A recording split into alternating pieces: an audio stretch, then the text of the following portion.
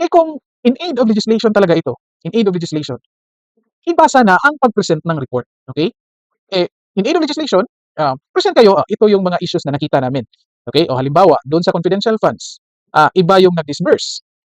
Paano natin ma-amend yung law na ah, in terms sa confidential funds, sino lang ba pwedeng mag-disburse? Or i-allow ba natin na mag-disburse yung assigned individuals doon sa intelligence or confidential activities or intelligence gathering. Okay? So yun dapat if in aid of legislation. Okay?